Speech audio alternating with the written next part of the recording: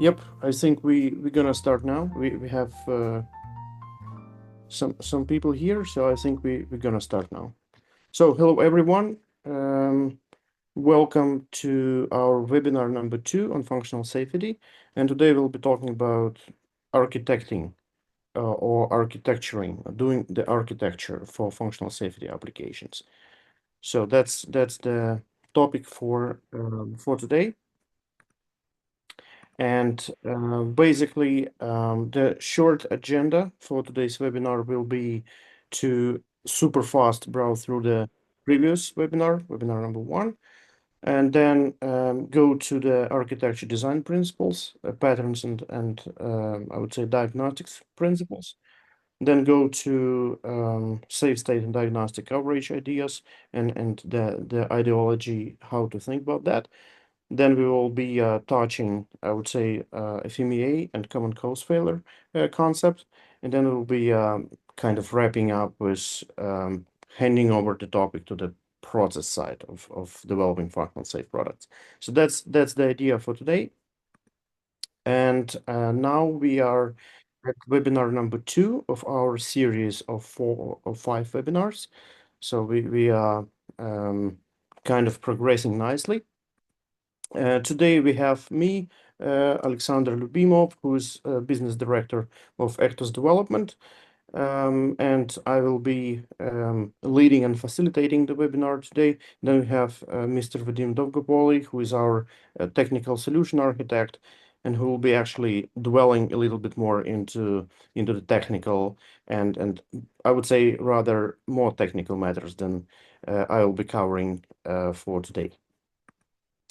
So let's actually wind back a little bit to the previous webinar that we held a couple of weeks ago and try to remember some of the concepts, some of the ideas we discussed about functional safety, applications, and how to actually understand the concept. First of all, we need to ensure that we use functional safety measures and approaches to design safe systems. And the way we make safe systems is by actually detecting, controlling, and mitigating failures. So that's the way how to make sure that systems are actually safe. We have been looking into the excessive list of standards that are normally applicable for the functional safety applications. And what is important to say is that the vast majority of the standards that are out there, they are derived from IEC 61508 as the really the hardcore of the functional safety standards. So and then they are reaching out to the automotive like 26262, and then the machinery like 13849. So then we actually discussed why electronic fails, and obviously all products are failing from time to time. And obviously, those failures, they are more or less driven by bugs or problems or errors we put into the systems when we design those systems. Then we have also the exploitation or normal operation problems that are related to the different disturbances from the real world scenarios, from components aging, components, being wrong and stuff like that. And then we also emphasize that the safety engineering, that it actually helps to take care of both predictable and unpredictable failures. So then we touched upon a really important topic, which is very often mixed both in the literature and in the, I would say, collegial discussions, is what is safety, what is reliability, and what is availability of the systems. And you can see on the screen that we had been discussing those terms, understanding the difference between those terms. Then I think the quite interesting topic we touched last time as well is that we had addressed quite a few misunderstandings, or I would say fallacies, in relation to functional safety.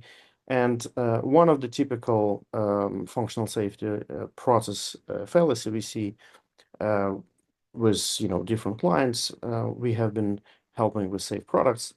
that people really tend to think that, well, it's just a matter of testing, just a matter of very good final assessment, and then you'll be ready to move on with your product. So and that's one of the, I would say, most devastating fallacy you can see in the development projects. So you pretty late in the process you figure out that, well, there is a big iceberg problem, like you can see on the right side of the screen, where you assess your functional safety product compliance as the top side of the iceberg, and then the bottom side of the iceberg, which is obviously way bigger, means that you have to really address way more topics and way more design challenges. So what we learned, we have been just going through the concept, the typical fallacies, problems, and then also understanding that development of functionally safe products consist of different parts, meaning generic understanding, then tools, processes, and correct architecturing. And correct architecturing is what we are going to address today. So if we move to the architectural topic, then at first place, some may ask, okay, why we need to do something nice, or why we need to architect the product? Well, first of all, I would say all assessors and all books and I would say application notes, what they claim is that you need to be ready to come up with the product ideas that are covered by the principle so-called safety by design. So what you do, you design the product with the concept that you kind of simulate the problems, you simulate the dangers, simulate the hazardous operations of your product, and by designing in the countermeasures against those problematic topics, then you design the safety into your product. And what is the opposite concept to that is the concept so-called safety by inspection, meaning that you kind of lean back in the chair, and then you say, okay, we'll inspect the product in the end, and then it's going to be good. And that's really a very troublesome way of doing it, because normally it's super costly way to go, because you have to redesign many things. It's very long process, and I think it's also kind of the misconception we shall avoid. So what actually good and robust architecture gives us? First of all, it gives us the proper detection of faults. It gives us proper containment of the errors, and then it gives us effective mitigation of any consequences we can see when we actually address the problematic faults. What is the path? How actually you start, and when in the process you start architecturing? The simple answer to that would be very early in the process. You obviously have requirement specification, so you know what your product shall do. Mainly we concentrate on functional requirements, meaning what actually the value the product gives to its end customers.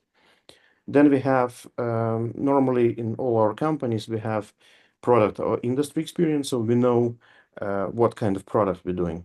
So normally I would say what we can see from our clients is that previously non-functional safe products, due to new regulations, due to new standards, they actually appear on the map of requirements to the functional safety.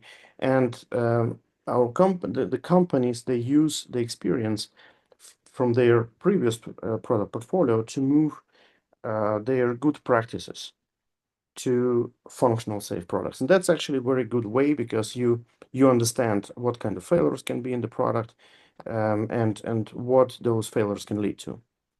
Then you have general and application standards.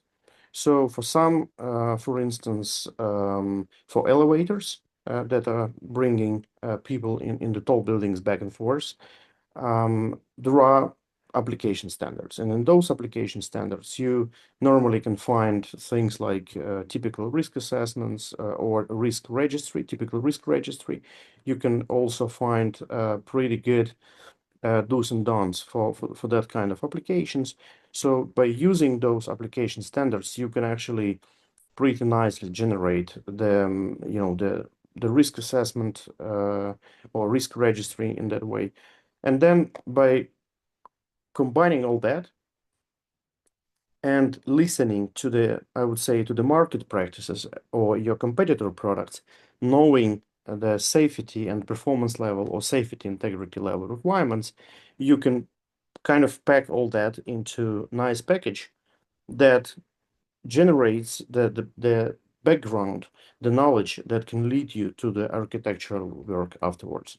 So this is some sort of a, I would say, sunflower of requirement specification, product or industry experience, general and application standards related to functional safety or to the specific, I would say, product application you're addressing. And then this, I would say, requirements, end user requirements or end customer requirements to the performance level and safety integrity level requirements. So that's what gives you kind of very good basement to move to the architecture. So yeah, what is the architecture? Well, first of all, I would say that the purpose and design goals of the architecture is very straightforward. We want to come up with the system structure, make a breakdown structure of different, I would say, system features, and do the partitioning of those features. So to combine or split those different features or functionalities into building blocks. The architecture gives you also ability to provide for your product redundancy, diagnostics and fault mitigation tools and principles. It helps also to ensure that you can split non-safe functions or non-safe parts of the bigger systems when you address something relatively big, like, for instance, instrumentation control system for a ship or instrumentation control system for a nuclear power plant. Then you can actually split non-safe elements and safety functions. And then by doing that, you can limit the complexity of the system you want to architect to address only the safety functions that must be safe. And then obviously the architecturing process helps us to do fault containment and also to make system available and ready to actually do the predictable response to the failures we are simulating. And then when you finish the architecturing process, you have typical deliverables of this process, typical artifacts that you generate in the end of the process. And obviously those artifacts, they continue their lives during the development, obviously.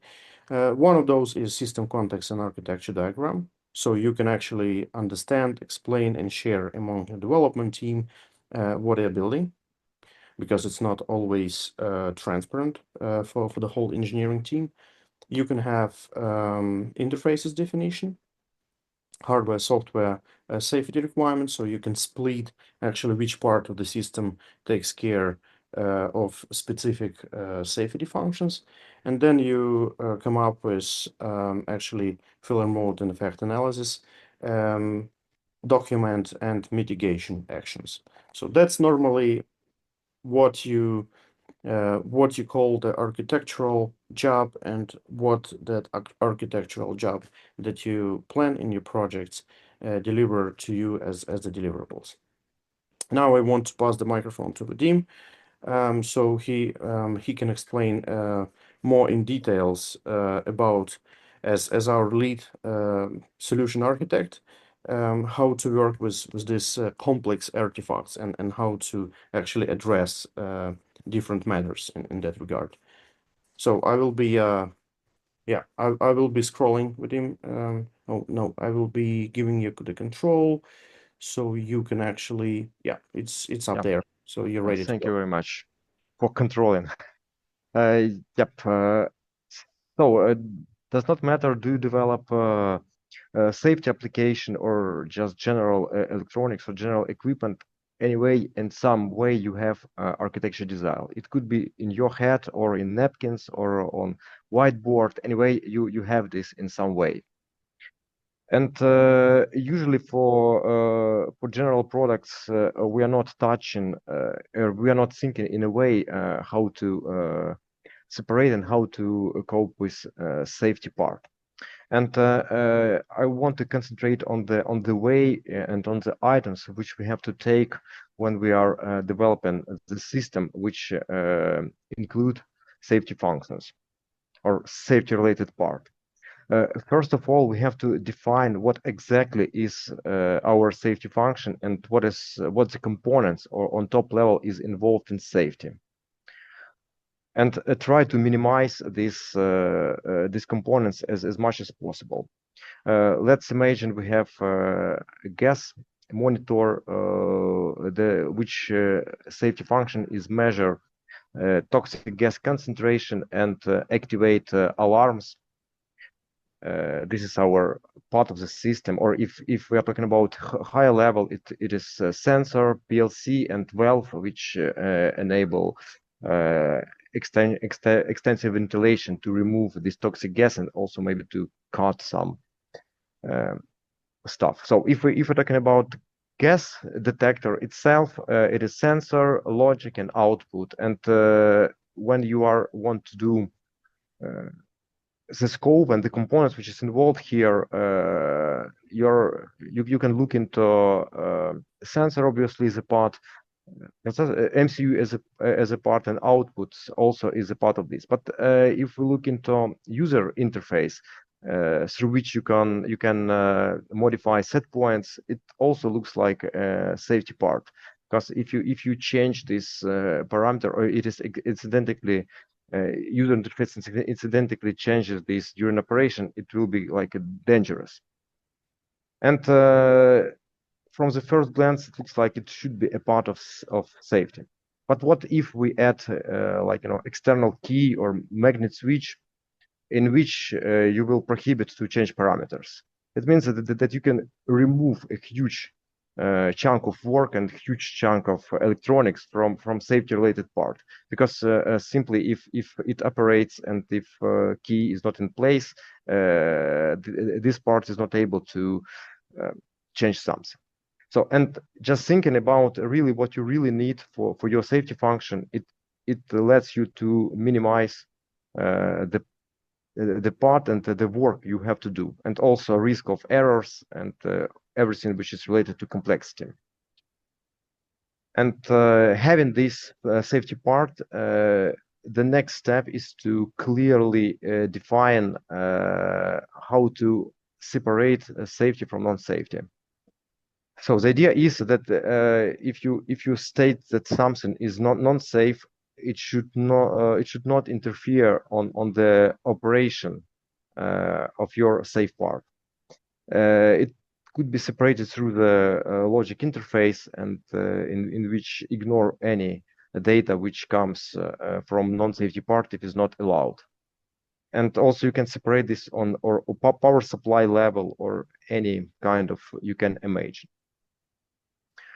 So, and here very important to plan your non-interference strategy in your design. So if you can decide that you have two separate MCUs. One is purely for safety function, and other application functions will be running on another MCU. This is one strategy. Other strategy could be if you decide to put them together in one MCU. You also have to think over how to isolate this inside the MCU using memory protection unit and other measures and separations them. Okay, when you define what is your safety part, in our architecture design, we are concentrating only on this safety part. We don't care about non-safety, because we can ensure that there is no any impact on safety from that part. And looking into safety part, we can distinguish the functional path, which consists of input. It could be sensor. If we're talking about gas sensor, it is or gas detector, it is a sensor. Logic, which process the input from the sensor, and output element. It is a relay if we're talking about the component of the safety system, and if we develop in a component. If we develop the system, we can say input is sensor, logic is PLC, and output is a valve which should prevent dangerous operation. Yeah. In parallel with functional path, we have diagnostic path, which monitors conditions of functional path and, if needed, provide the safe state with like a parallel channel, if it is possible. This pattern of architecture covers all the components, and if we look in other architecture, it will be just redundant or duplication of components which is presented on this picture. So diagnostics is needed to detect failures and transit the system to the safe state. And the key notion here is to understand what this safe state is. So here I create a bottle analogy to just to bring this for understanding what is the safe state. Just imagine a bottle of wine in which we have inserted lid. So we can lie this bottle on the table. If we even slightly push this, it fall down on the table, and there is no any liquid spill on the table. But if the lid is not inserted, and if it is stay on the table, and if we push this slightly, so this push like a fault, it is not good. Your date could be compromised by this event and make some bad thing or not good thing. So, and if the lid is inserted, in this case, you can bring this in your bag or whatever. You can consider this as a safe. And also we can look into the third part. If you push enough the bottle and falls on the table and rolls and fall down on the floor, and it will be breaks on many pieces. It does not matter the state of the lid, is it inserted or not. And we can say this is like a common cause failure. And here important that architecture design from the beginning, when you are thinking about faults, helps you to minimize a lot of common cause failure. About common cause failure, we will talk a little bit later, but now let's concentrate on this safe state. Having safe state understanding for our system, just let me bring more example for our gas monitor. Imagine you have it measures the toxic gas, and I would say that any faults which leads to activating the output, we consider them as a safe, because if you make ventilation more extensive, no one will die. Yeah, it is not good. Maybe you consume more electricity or some losses, but no one will die from this. But from the other hand, or faults which leads to preventing opening this valve or ventilation is dangerous. Because in this case, if you really need to activate the protection or this valve or your actuator, it will not work, because you have a fault which is dangerous, which prevent doing this. And having understanding what is safe, what is dangerous, and we can also add detected and undetected faults.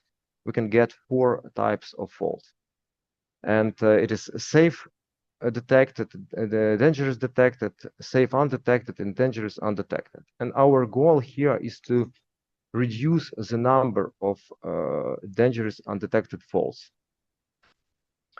And they how to understand that we have enough diagnostic coverage to reduce the number of dangerous undetected faults. Answering this question is failure mode and affected analysis. So if you are doing this architecture, doing about faults, the continuation or end of this process is failure mode and affected analysis. So you are looking in the component of your system and simulating the faults and analytically simulating the faults of these components, and try to understand, first of all, is it dangerous or not dangerous? And if it is dangerous, identify how we can mitigate this action. In most cases, it is a description of diagnostics, and as a result, it is transition to the safe state by diagnostics. So, for instance, if we look in gas monitor or gas detection, faults which goes to the very low values, just the disconnection of the sensor or whatever is potentially dangerous, because in fact this gas concentration is rising dramatically, and the detector is not able to detect this. And as a diagnostic could be a control of or monitoring of low level. So if level goes less than something, we can say, okay, now we cannot trust this sensor and we are going to the safe state. So this is the mitigation action. Just put extra monitor of low level. For high level, we can add this monitor or can avoid this, because this is a safe fault. So, and usually standards requires, depending on your safety integrity level or performance level, depending on the standard, it says what the exactly diagnostic coverage you need. And diagnostic coverage, it is just how much dangerous faults you can detect from all dangerous faults. For FEMIA, usually we are using a safe failure fraction called SFF. It is just total number of faults in the denominator, and on the top side it is safe and unsafe. Just to understand how much safe fraction you have. So it is a very similar notion here, but there is some difference. So, and for me, it is simpler to use SFF or safe failure fraction than diagnostic coverage. So, from just to summarize, diagnostic coverage comes from the standard, but in FEMIA we are mostly use safe failure fraction. Okay, so having a list of having list of the output of architecture design is list of diagnostics and requirements how to mitigate our faults and make products safer. So we have a case, we developed a gas detector, and it is like an example how we do this. We also split the safety non-safety, where we move only needed safety function on specialized MCU for which is designed for safety, and to remove everything which is needed from non-safety. And as a output, or what is a decision of our architecture, was that we are using architecture 1 out of 1 with diagnostic to minimize the risk of failure of the input. We duplicate the input stage, which measures the electrical signal from the sensor, and introduce diagnostic based on comparison of that signal. We put independent watchdog for the safety MCU, which resets and also activates safe state in parallel if something wrong with the MCU. We also used functional safety MCU developed or designed for functional safety. Over voltage protection is very important thing here. which is considered as a common cause failure. If you have overvoltage in your system, it could lead to unpredicted behavior of electronics and to unsafe operation. And here we implemented overvoltage monitoring with disconnection input with latch mechanism. So, and if any detected, you just de-energize the unit, and it provides a safe state. Analog output we are used with monitoring of readback, and also transition to this safe state by disconnection the output. Fault relay, we used duplicated control circuits on it to guarantee that it can switch if any error is detected. And of course, we remove user interface and Bluetooth and other interfaces through which you can configure this from the scope of safety part, but by blocking any changes if it is not in the configuration mode. And main deliverables, we touched slightly them. It was, of course, context diagram to understand the context of safety part of the system. Internal external interfaces of the components to easily simulate the faults and understand what the consequences could be. Also, it is easy to extract hardware requirements and software safety requirements for development for their steps. System FMEA to cover and to understand what the diagnostic should be implemented and feasibility of this diagnostic.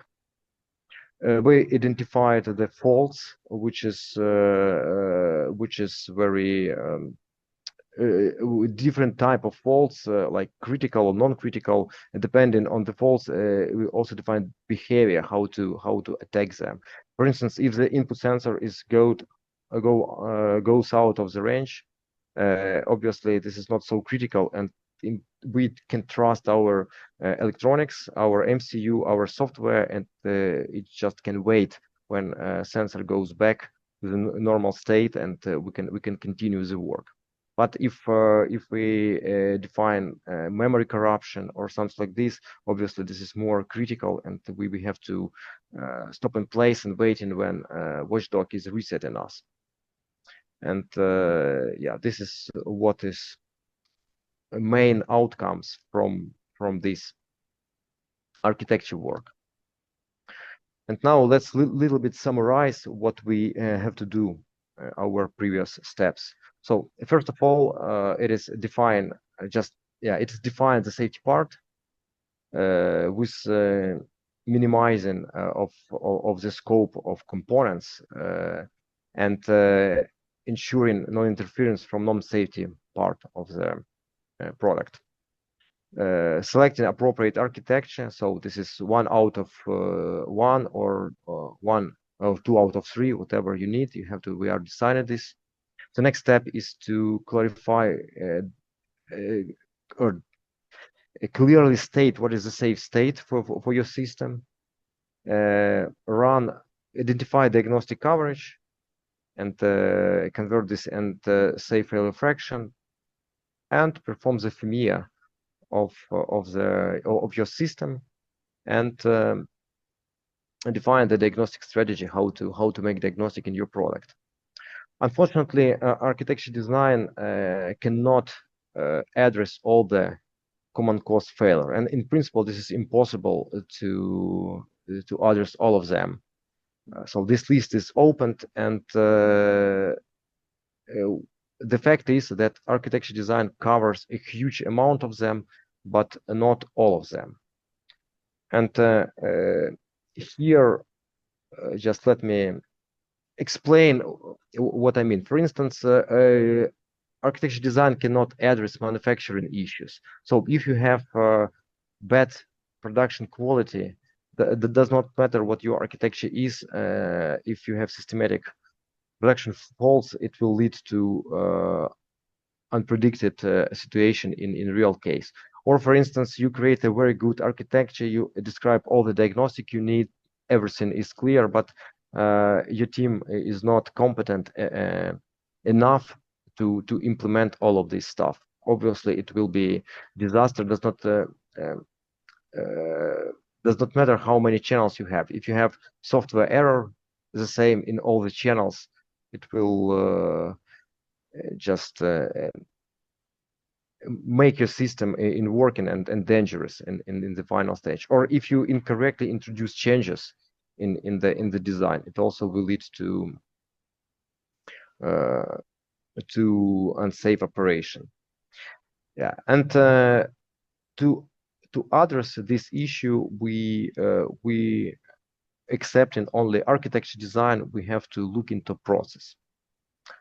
Yeah, and here, yeah, I think I pass my virtual microphone to Alexander to Yep. continue. Thank you very much, Vadim, for your technical introduction. Yes, what are the takeaways from what Vadim told us is that, well, basically we have to architect the system to be able to actually address the errors, address the non-safe operations. And one of the, at least according to my experience, one of the super important points for us is to minimize non-safety related functions to be able to concentrate only on what really matters for you.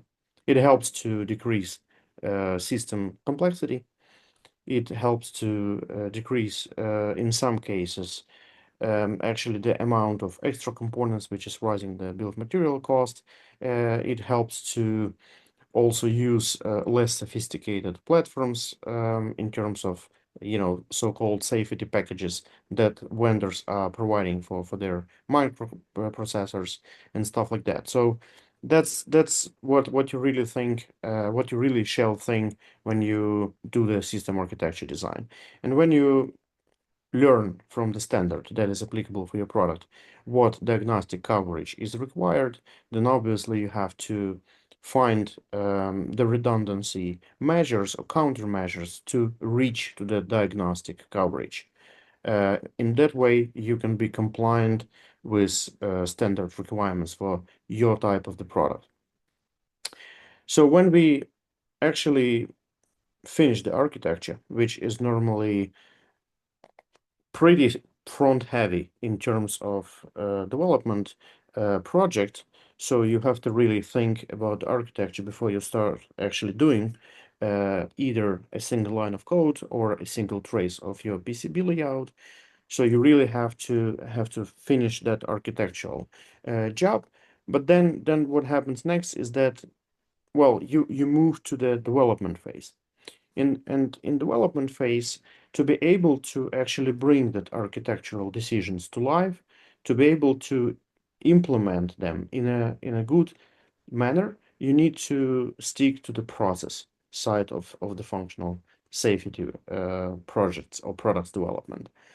So I think it's really important to say that the process itself helps us to actually keep our eyes open on what we documented as unsafe operations, what we documented in FMEA data, what we also found out as risks, and how we want to actually system to go to the safe state in case if we see some risks.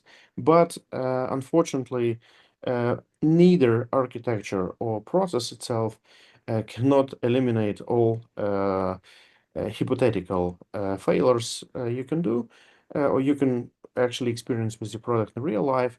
But it makes the documented failures visible, traceable, and manageable for your team. So you actually remember during the development project that you need to address those identified failures to be able to actually kind of push all the way through the development project the countermeasures to address those. I think it's also important to say that architecture that is normally done at the beginning of the project, especially if you have proper experience architecting functional safe products, well, it's done, it's all good, it probably addresses all what you need, but then you have to really drag the architecture through the whole process, educate your team, And this process of using architecture, that actually pretty well described in the standard, how to do it. I will address it during our next webinar. But basically, to put it super short, to put it super straight, the process you need to have in your development team shall actually require a typical approach like planning, like having discipline in your team, because you can have processes documented, but you shall not necessarily stick, or your team shall not necessarily stick to them. They can just have those processes in mind. And then you need to document both the decisions, but also the process artifacts you are generating at, for instance, at the iterative process of implementing your functions and features for the product. So, what kind of activities we can point out as the top important to to keep your eyes open on is from general perspective, you need to actually evaluate the suppliers. So you shall minimize risk of systematic production faults.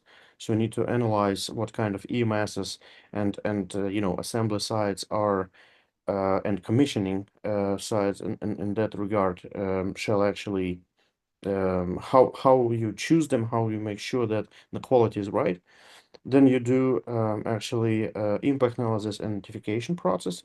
So what happens to the real products is that they get changed. Very seldom you have the product that is, once designed, continues its life cycle being absolutely the same. Even, Swiss knives are got, updated and facelifted over the years. So that's what you need. You need to be able to analyze risks and understand risks when your end customer says, "Oh, but can you actually add some feature here or there?" And then you need to be able to actually keep a very good process around end user communication strategy. Let's say if you found some critical or non-critical issues and you want to go to some mitigation actions, and so you need to actually inform your customers and end users properly. And actually, this is the process you have to have established to be able to comply to the functional safety standards and certification. From software-specific activities, it's actually a little bit more troublesome and cumbersome in terms of processes you need to have in the company. First of all, you need to have very good process asking yourself how to make your products simpler. The typical way for us engineers is to overcomplicate, is to gold plate in some places here and there, and this complications then they actually introduce bigger likelihoods of software faults and reduce software quality. The next process you need to have in mind is to remember to keep your modularity on the software level to be right. The good example could be, like multi-agent architectures, microservices architectures, and stuff like that. There are some typical design patterns for that. So it helps you to isolate and better test different functions of the system. Then verification planning, so you can actually trace and document that you have tested functions that are required and implemented in the product. And then strategies related to actually not improving, sorry, implementing this non-interfering strategy, like how do you split safe and unsafe parts of the systems. Especially it's typical for bigger, like big IO systems. And then obviously things like coding standards, static code analyzers, and stuff like that, which we'll address in our webinar number 4, when we'll be talking about tools, tricks, and stuff like that. So that's I would say what we're gonna address during our next webinar, when we'll be talking about processes. So which is going to take place after the summer break. I believe many of us will soon plan to go to vacation on vacation, sorry, and then that's what we'll be concentrating on during our next webinar. Basically, the architectural job, even knowing that it's very complicated, that's something what my team Rectus can help you with, looking into, decoding standards, looking into actually architecting and developing safety critical systems, and we can easily, hop on and hop off at any stage of the functional safety related product development. So we will be super happy to help you with your development if you have any challenging project in your portfolio for the moment. So that's actually the topic for today. Was me and Vadim are ready with the questions, if any.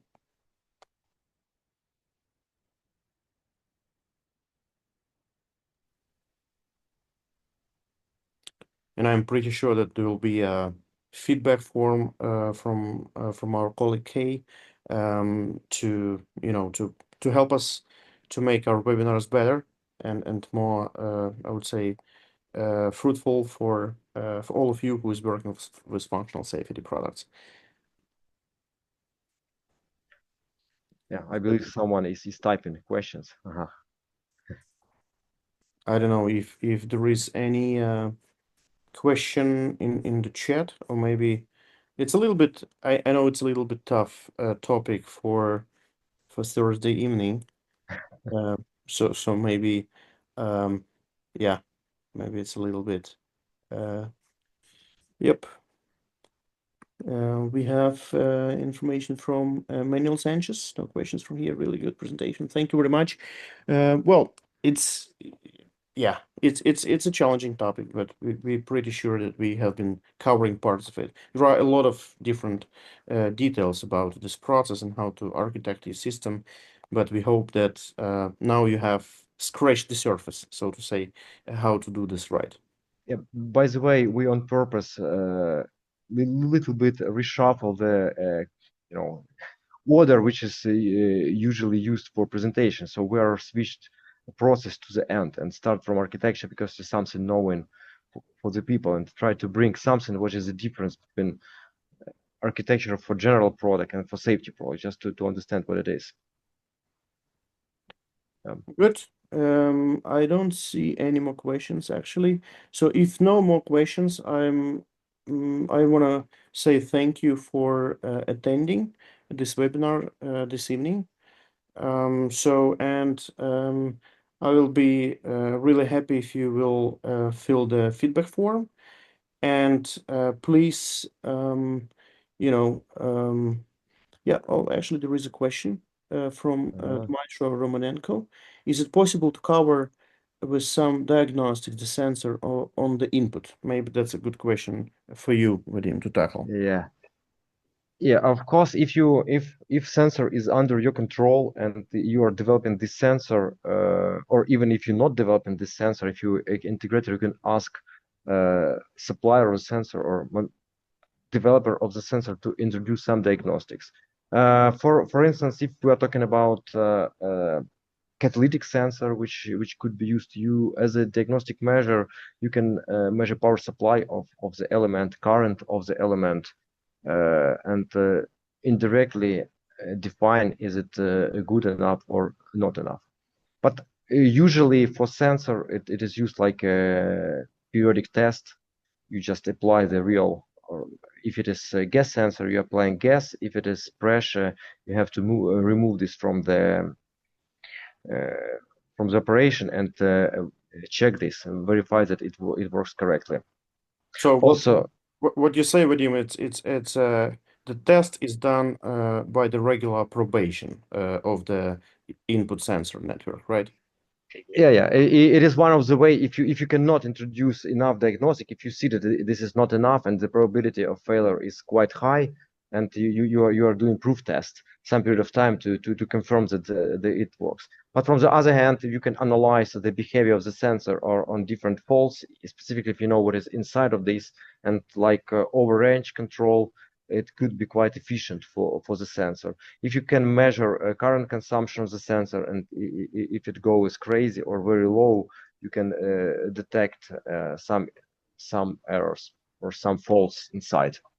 So in other words, if there is no diagnostics from the sensor vendor available, then you can use the non-informative, either this, typical proof and probation mechanism, or you can use some non-informal way of diagnosing that sensor behaves regularly. And this is actually, just by the way, this is one of the ways where machine learning sometimes gets into the game, because you can let machine learning and being more specific, anomaly detection algorithms to actually help you to figure out that there is some, I would say, non-typical behavior of the input circuits, and by doing that, you can lead your system to the transition to the safe state.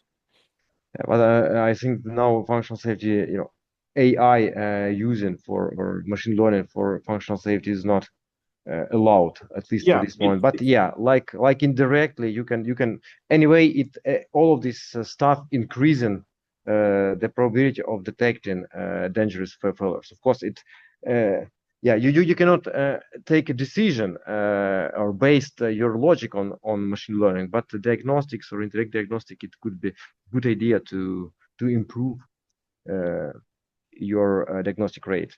Generally, yes, AI is a troublesome way of building safe systems, but I must admit also that there is a really big trending of so-called explainable AI, where you can, with pretty good, data models, you can actually prove the solution that is generated by AI. I'm pretty sure that in coming future we will see the major growth of explainable AI for safe systems as well. Yeah, specifically for review, the documentation and to consistency check, it could be even better than person. But anyway, someone should monitor or Yep. supervise this. But yeah, Good. Yep, there is one more question from Dmitro. Is there much, I believe, or much difference for functional safety in controller choosing, for example, microcontroller, FPGA, and so on? So I believe the question is that, like, um, what is the difference if you base your functional safety system on either microcontroller or FPGA or another architecture?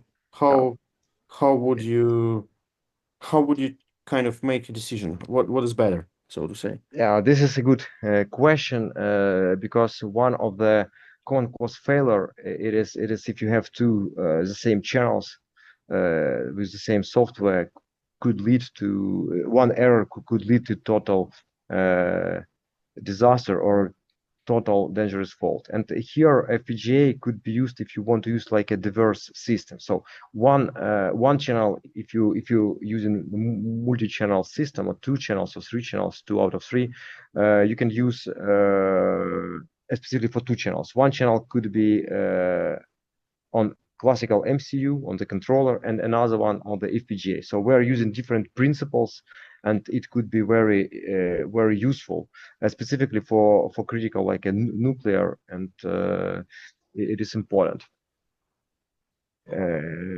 Yeah, for FPGA, it is yeah, now this is well known technology and it could be used, and the benefit could be you can introduce any diagnostic you want inside because you are building your architecture. But